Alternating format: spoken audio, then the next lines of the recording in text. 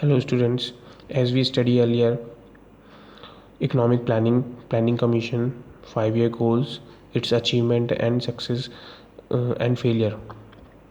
Now the third chapter is agriculture, importance of agriculture in India, in Indian economy.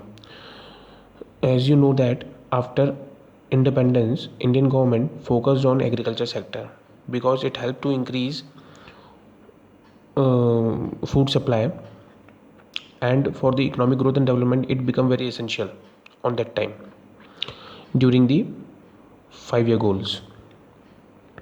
So agriculture sector is also known as primary sector, which provide those goods or the crops which are essential for the survival of human being, which become very essential for us also. So today we are going to study some of the importance of Indian agriculture. Let's begin. The first point is agriculture make a significant contribution to GDP in India. ये पहला point है कि सबसे पहले आपको ये याद रहेगा कि एग्रीकल्चर सेक्टर जो हमारी इंडिया की इकोनॉमी है, इंडियन इकोनॉमी में जो स्ट्रक्चर है हमारा प्राइमरी सेक्टर, वो सबसे ज़्यादा कंट्रीब्यूट करता है, कि इसमें करता है हमारा जीडीपी ग्रोथ में भी करता है. तो nearly about 40-50% contribution to the GDP growth in India. The first significance of agriculture sector. Second, agriculture sector is a significant source of employment. Second है आपका importance, agriculture sector is a significant source of employment. Over 50% of working population, हमारी country में 50% working population engage है agriculture sector में. तो आधे से ज़्यादा जनसंख्या जो है हमारी इंडिया की, आपको पता होगा कि एग्रीकल्चर सेक्टर में ही इंगेज है, और agriculture sector provide employment opportunity. ये इसकी हम क्या पढ़ रहे हैं, इंपॉर्टेंस पढ़ रहे हैं, और ये बहुत इजी पॉइंट्स हैं जो आपको याद करने में हेल्प होगी.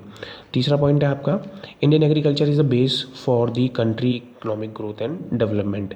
हमारी कंट्री का सबसे पहला जो बेस है एग्रीकल्चर सेक्टर है ग्रोथ एंड डेवलपमेंट करने के लिए, क्योंकि प्राइमरी सेक्टर ही हमारा एकमात्र सेक्टर था उस टाइम पे जो ज़रूरी था उसको, उसकी प्रोडक्टिविटी को, उसके प्रोडक्शन को और उसकी परफॉर्मेंस को इम्प्रूव करने के लिए. तभी हम क्या आगे को ग्रोथ एंड डेवलपमेंट के तरफ को हम मूव कर पाए.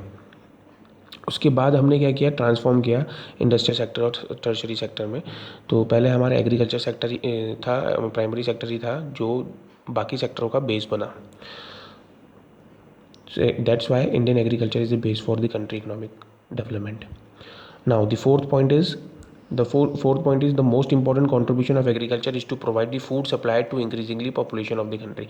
तो मैंने जैसे आपको बताया था अभी कि एग्रीकल्चर सेक्टर क्या करता है, हमको फूड सप्लाई करता है जीने के लिए, और जैसे जैसे हमारी पॉपुलेशन बढ़ती जा रही है उसके लिए तो बहुत ही ज़्यादा ज़रूरी है कि एग्रीकल्चर क्या करे, हमको एग्रीकल्चर सेक्टर हमको फूड सप्लाई करा रहा है. But the percentage of food supply has been reduced with the passage of time. ये समय के साथ इसकी क्या होगी, फूड सप्लाई गिरती जा रही है. क्यों गिरती जा रही है? क्योंकि Indian government transform focus transfer from agriculture sector to the industrial sector, development for the industrial sector and the tertiary sector. तो वहाँ पर ये क्लैश हो गया कि एग्रीकल्चर सेक्टर से अब इंडियन गवर्नमेंट किस में फोकस कर रही है, प्लान कर रही है इंडस्ट्रियल सेक्टर और टर्शरी सेक्टर में, जिससे एग्रीकल्चर जो सप्लाई करता है फूड ग्रेन वगैरह सप्लाई करता है, उसकी परसेंटेज जो हुई में गिरावट देखने को मिली है. अब आ जाते हैं हम नेक्स्ट इम्पोर्टेंस में. Major part of trade and services, जब हम ट्रेड व्यापार की बात करें और सर्विसेज की बात करें, वो एग्रीकल्चर सेक्टर में ही निर्भर करता है, डिपेंडेंट करता है. जैसे कि transport, banking, warehousing etcetera are dependent on agriculture. तो बाकी चीज़ें जो है हमारी सर्विसेज वगैरह जो है, ऐसा नहीं कि वो इंडिपेंडेंट है, वो आधे से ज़्यादा वो चीज़ें भी क्या है, एग्रीकल्चर पर डिपेंडेंट है. तो अगर एग्रीकल्चर नहीं होगी तो ये सारी चीज़ें भी नहीं होगी. इससे हमारी जीडीपी ग्रोथ में बहुत ज़्यादा फ़र्क पड़ेगा. नेक्स्ट आ जाता है हमारे इंपॉर्टेंस में, agriculture sector help to earn the foreign exchange also by exporting the various type of items. Not only this but it also contribute to the domestic trade. हमारे इंडिया में जो डोमेस्टिक ट्रेड हो रहा है, लोग ज़्यादातर हमारे खरीदना बेचना जो होता है एग्रीकल्चर सेक्टर में, कमोडिटी मार्केट वगैरह जो हम इंडिया की बात कर रहे हैं, उसमें भी सबसे ज़्यादा योगदान है, इसका कंट्रीब्यूशन है। तो एग्रीकल्चर से हमको फॉरेन एक्सचेंज तो मिलता ही मिलता है, exporting of various item to the other countries, neighbouring countries, but also help to contribute the domestic trade. ये हमने आपको इंपॉर्टेंस बताई। नेक्स्ट है आपका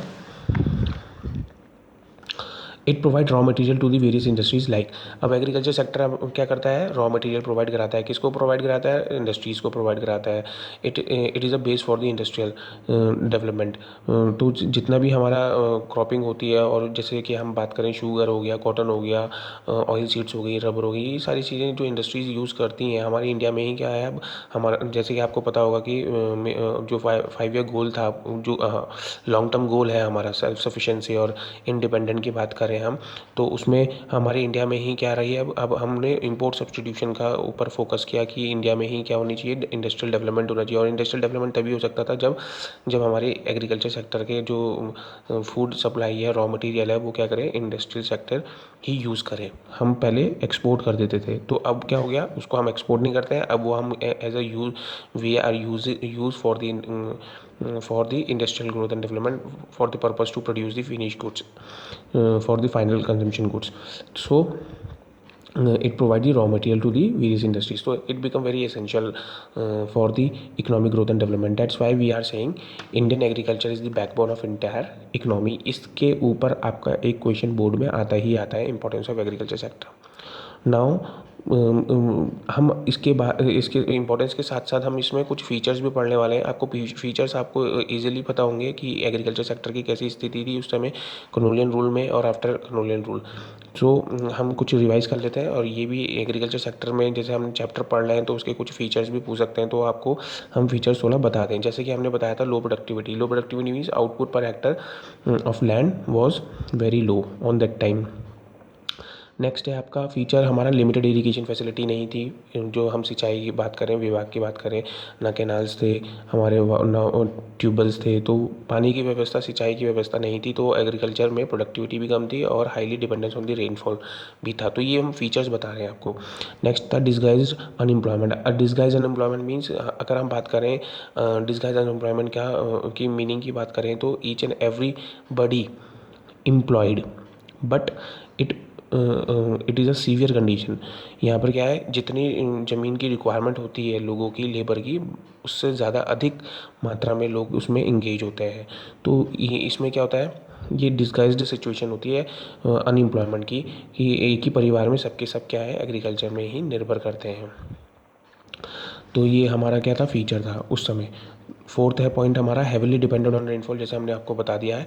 फिफ्थ है सब्सटेंसेस मीन ऑफ फार्मिंग। उस समय क्या था, जीने के लिए एकमात्र फार्मिंग ही होती थी, खाने पीने के लिए, जीने के लिए ही हम क्या करते थे, फार्मिंग करते थे। हमारे पास कोई और दूसरी तरह से हमारे पास कोई और अदर सोर्स ऑफ इनकम नहीं थी कि हम कर सकें उस समय, क्योंकि most of the population are illiterate, uneducated, so lack of technology even also, and the unbalance growth in industrial sector and tertiary sector. That's why substances of mean of farming is उस समय हुआ करती थी। Lack of modern technology, जैसे हम बात करें features की एग्रीकल्चर सेक्टर की, तो उस समय एग्रीकल्चर में सेक्टर में ना फर्टिलाइजर थे, केमिकल फर्टिलाइजर्स की अगर हम बात करें, पेस्टिसाइड्स की बात करें, तो उस समय नहीं होती थे। और ये उस समय पुअर फार्मर जो होते थे वो उसको सपोर्ट भी नहीं कर पाते थे, उसको अफोर्ड नहीं कर पाते थे, खरीद नहीं पाते थे अपनी खेती बाड़ी के लिए। तो उस समय लैक ऑफ टेक्नोलॉजी के साथ साथ ये सारी चीज़ें भी क्या थी, नहीं थी।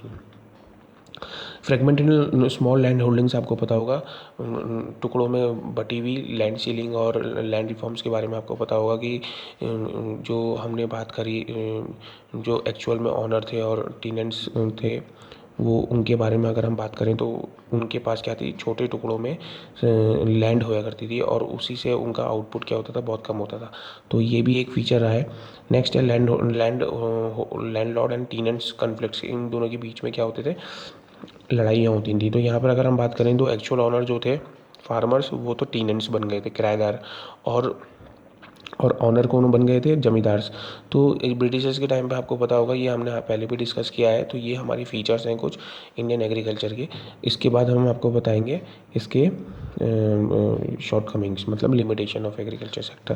तो ये आपका इम्पोर्टेंस हो गई और फीचर्स हो गए। नेक्स्ट टॉपिक होगा आपका problems of Indian agriculture and measures to improve the Indian agriculture, जो बहुत इंपॉर्टेंट टॉपिक है। कौन कौन से मेजर्स लिए गए और कौन कौन से प्रॉब्लम्स थी, जो हम आगे वाले टॉपिक में आपको बताएंगे। Thank you.